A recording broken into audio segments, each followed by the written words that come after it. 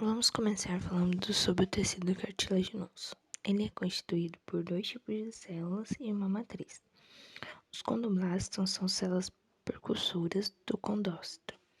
São células arredondadas e em seus citoplasmas pode ser observados acúmulo de lipídios e reservas de glicogênio. Essas células podem dividir em formar grupos de até 8 células dentro de cada lacuna e são denominados de grupos isogêneos. O tecido cartilaginoso ele não apresenta vasos sanguíneos, linfáticos e nem nervosos. Como o tecido não é vascularizado, a sua nutrição, oxigenação e remoção de resíduos metabólicos acontece pelo pericôndrio, que é uma camada de tecido conjuntivo que vai envolver as cartilagens, exceto as cartilagens fibrosas e articuladas. Esse tecido pode ser classificado de acordo com sua constituição em 3 tipos, que é cartilagem hialina, que é a mais comum no organismo, apresenta uma cor branco-azulada e translúcida. Sua matriz é constituída por principalmente colágeno tipo 2, além de ácido hialurônico, glicoproteínas e proteoglicanos. Essa cartilagem é encontrada nos brônquios, nas articulações dos ossos longos e extremidade das costelas. Sua presença no disco epifisário e é responsável pelo crescimento dos ossos longos. Depois temos a cartilagem elástica, que apresenta uma cor mais amarelada. Ela é constituída por uma grande quantidade de fibras elásticas e muito poucas fibrilas colágenas do tipo 2. Ela é encontrada no pavilhão auditivo, tuba auditiva, laringe e epiglote. Por fim, temos a cartilagem fibrosa, que é constituída pelas fibras de colágeno tipo 1, apresenta ácido hialurônico, proteoglicanos, glicoproteínas e, além disso, ela é a cartilagem mais resistente. As fibras colágenas formam feixes e seus condrócitos apresentam são dispostos em fileiras.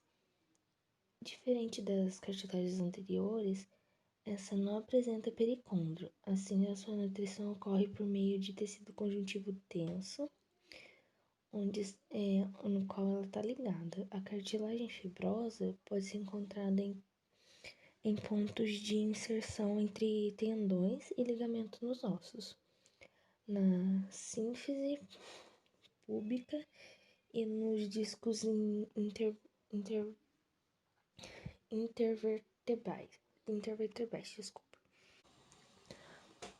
Dando continuidade, vamos falar sobre o tecido ósseo, que é um tipo de tecido conjuntivo especial, tendo como uma de suas características mais marcantes a presença de material extracelular calcificado, que seria a matriz óssea. Essa matriz ela é rígida devido à calcificação, mas também é elástica por conta da presença de fibras colágenas. É um tecido resistente e que forma os nossos ossos. Além dessa matriz, ele apresenta células especializadas, que são os osteócitos, que são células situadas no interior das lacunas da matriz, os osteoblastos, que são células relacionadas à síntese da parte orgânica da matriz e estão presentes na sua periferia, e os osteoclastos, que são células móveis, ocorrendo, portanto, em várias partes do tecido. O tecido ósseo pode ser classificado em 2 tipos quando analisamos aspectos microscópicos. Tecido ósseo primário ou imaturo é o primeiro que aparece na formação dos ossos, estando presente no feto, no calo ósseo e em algumas doenças ósseas.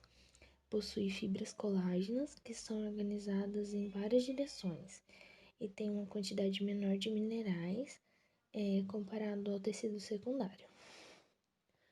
Temos o tecido secundário maduro, surge após o tecido primário, substituindo ele, que contém fibras colágenas que são organizadas em lamelas, as quais vão ficar paralelas umas às outras e ou ainda formar camadas concêntricas em torno de canais. Podemos ainda classificar o tecido ósseo em outros dois tipos quando eles são analisados microscopicamente, que é o tecido ósseo compacto, que é encontrado na região mais periférica dos ossos, que é caracterizado por ser mais denso, mais forte, e não apresentando cavidades visíveis. E o tecido ósseo esponjoso, que é caracterizado por ter uma série de espaços intercomunicantes que geralmente dá a aparência de uma esponja esse tecido. Continuando, temos o tecido nervoso. É um tecido de comunicação que é capaz de receber, interpretar e responder aos estímulos. As células do tecido nervoso são altamente especializadas no processamento de informação. Os neurônios transmitem impulsos nervosos e as células da glia atuam junto com eles.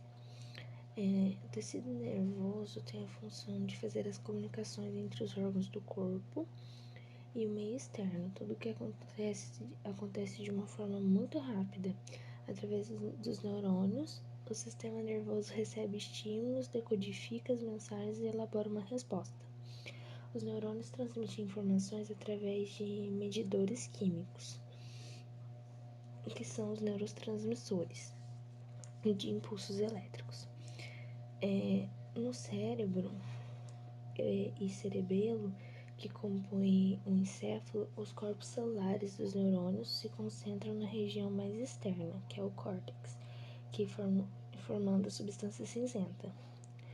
Os prolongamentos, os axônios, formam a região mais interna chamada de substância branca, enquanto na medula espinhal a substância branca é mais externa e a cinzenta é mais interna. Os sinais elétricos geram um potencial de ação nas membranas dos neurônios e isso quer dizer que é a mudança de cargas elétricas. Por fim, vamos falar do tecido muscular, que é um tipo de tecido que apresenta como característica mais marcante a sua capacidade de se contrair. Ele é um tecido essencial para o funcionamento do nosso corpo, já que ele é responsável por garantir os nossos movimentos e batimentos. Ele apresenta células com capacidade de contração, que são também chamadas de fibras musculares. Essas células ou fibras são alongadas, aliás, e apresentam grande quantidade de filamentos de proteínas contráteis, como a quitina e a miosina. O tecido muscular apresenta células bem alongadas e ricas em proteínas com capacidade de contração.